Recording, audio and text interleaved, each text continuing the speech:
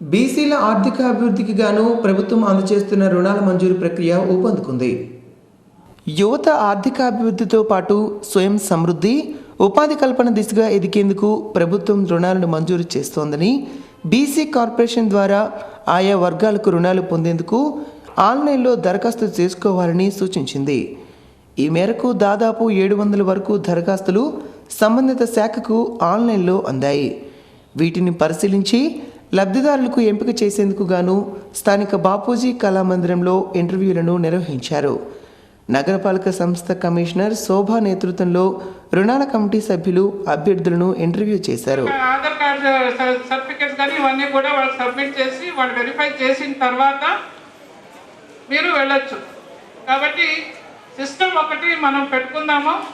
పేర్లు ఎవరిని పిలుస్తామో వాళ్ళే పైకి రండి. కౌంటర్స్ దగ్గర వాళ్ళు బ్యాంకర్స్ ఒక్కొక్క పేర్లే చదువుతుంటారు. మీరు ఏ బ్యాంక్కి అప్లికేషన్ పెట్టుకున్నారో మీకు కూడా తెలుసు. ఆ కౌంటర్ దగ్గరకు వచ్చి మీరు మీ అప్లికేషన్ స్క్రూటినీ చేసుకోవచ్చు.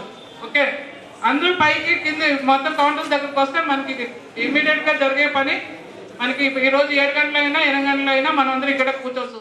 ఈ కార్యక్రమంలో మెప్మా పీడి త్రినాథరావు, నగర తెలుగుదేశం పార్టీ అధ్యక్షుడు మాదారపు వెంకటేష్, రుణాల మంజూరు కమిటీ సభ్యులు SV Ramanamadiga, Chitti Nagabhushanam, Gorla Krishnarao, Varalakshmi, BC corporation ED Guttu Rajarao తదితరులు పాల్గొన్నారు.